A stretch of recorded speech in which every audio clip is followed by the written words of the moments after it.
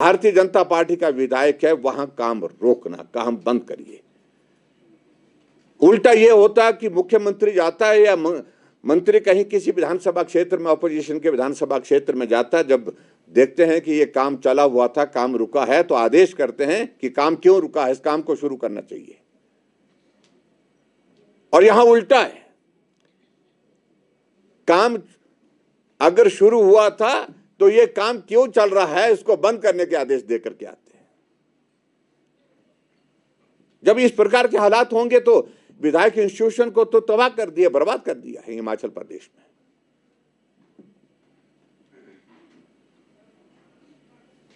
ये पहली बार हिमाचल प्रदेश में हम देख रहे हैं कि विधायकों के ऊपर मामले दर्ज किए गए हैं। 8-8 घंटे तक विधायकों को बिठा करके थाने में वहां पर जो है जलील किया जा रहा है।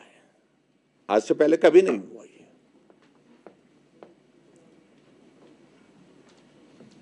और उसके बाद हमसे पूछा जा रहा है कि विधायक प्राथमिकता की बैठकों में आना चाहिए।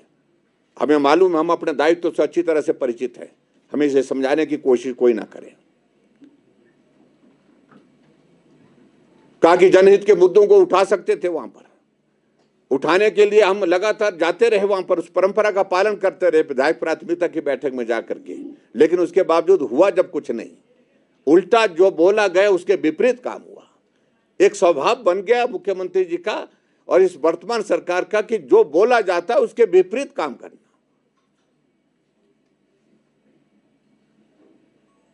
और ऐसी सूरत में हमारी पार्टी के सभी वरिष्ठ नेताओं के साथ में चर्चा करने के पश्चात और पूरे विधायक दल के अपने साथियों के साथ भारतीय जनता पार्टी ने तय किया कि अभी 3 और 4 तारीख को जो विधायक प्राथमिकता की जो बैठकें हैं, जो शिमला में आज से शुरू हुई हैं, हम अब की बार इन विधायक प्राथमिकता की बैठकों में हिस्सा नहीं लेंगे, इसका बहिष्कार करेंगे। और वजह मैंने आपके सामने बड़ी विस्तार से मुझे लगता कि सारी एक्सप्लेन कर दी है। और इसी तरह से मैं इस बात को मैं भी कहना चाहूंगा कि जो मुद्दों को लेकर के कोई कह रहे हैं कि भाई आप अपने क्षेत्र का प्रतिनिधित्व करते हुए आपको बात कहनी चाहिए थी, हम अभी बजट सत्र आएगा, बजट सत्र के दौरान विधानसभा के अंदर उन मुद्दों को उठाएंगे जो आज की इस बैठक में उठा नहीं पाए। लेकिन उठाने का कोई औचित्य नहीं है, कोई सुनता नहीं है।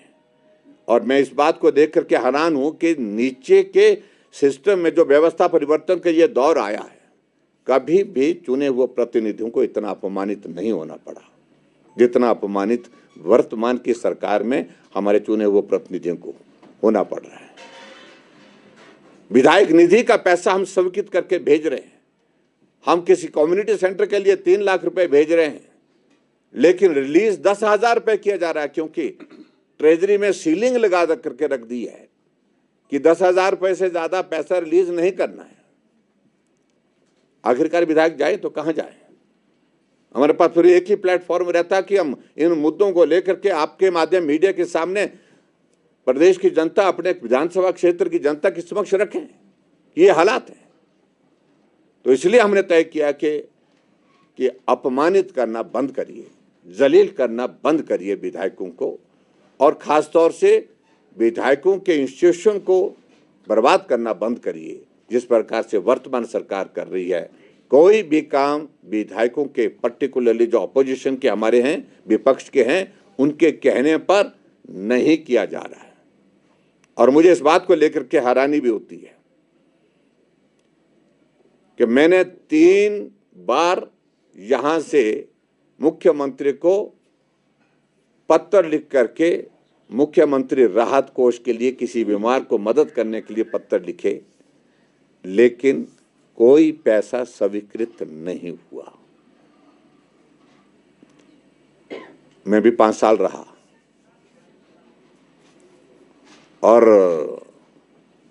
मुझे पूर्व मुख्यमंत्री की ओर से जो भी पत्र आता था, विशेष तौर से किसी को मदद करने के लिए, किसी गरीब को किसी का इलाज के लिए मदद करने के लिए, मैं तत्काल उस पैसे को स्वीकृत करता था। जितना बोला होता था, जो एस्टीमेट होता था, बिल होते थे जिसमें लगे हुए, उसके मुताबिक करता था।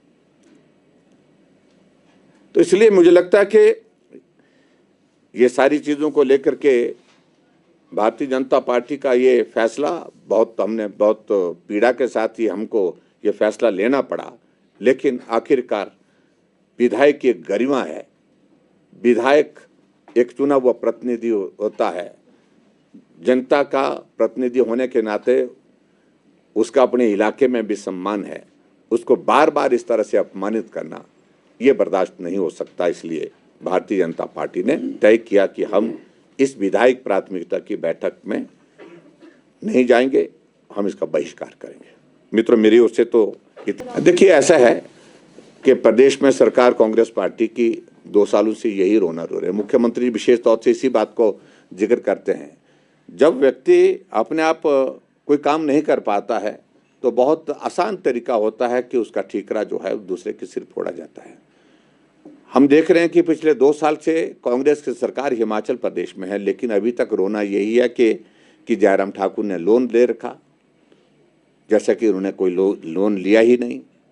जैसे कि कांग्रेस की सरकार जब सत्ता से बाहर 2017 में हुई थी, जैसे वो हमको जो है नो ड्यूज सर्टिफिकेट दे करके गई थी कि कोई लेन देन बचा नहीं है, हमने सारा कुछ अदा कर दिया है।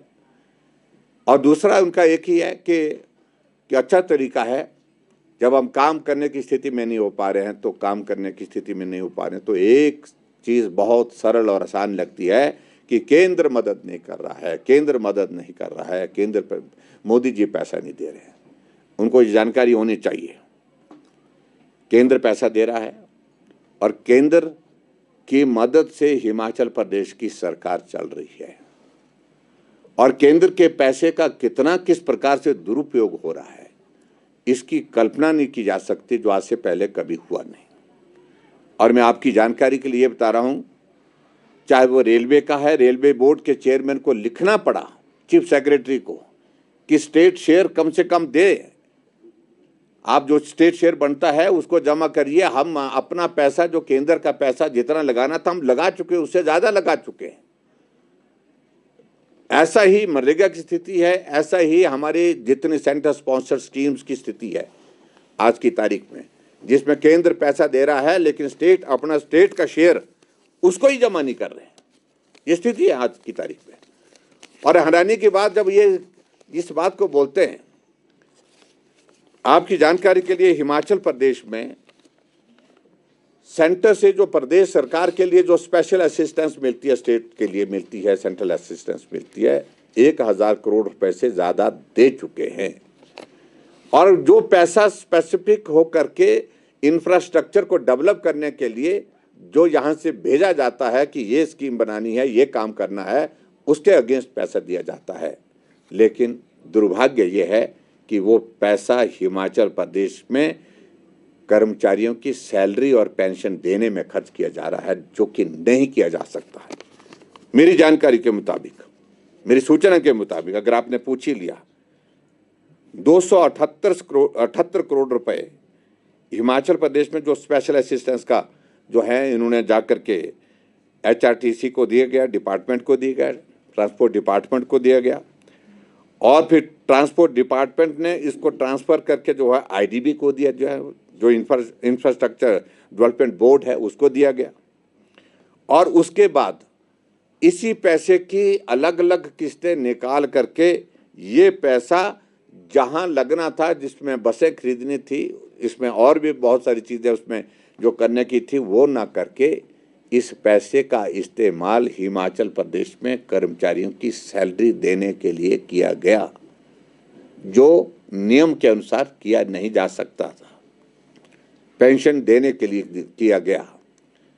और ये सारी चीज़ों को लेकर के मैं समझता हूँ कि एक जगह नहीं, आपकी जानकारी के लिए, जो पैसा यहाँ पर अलग अलग मदों में केंद्र सरकार से आया है, उस पैसे को भी दाएं बाएं से रूट करके जो है डाइवर्ट करके कर्मचारियों की सैलरी और पेंशन देने में खर्च किया जा रहा है।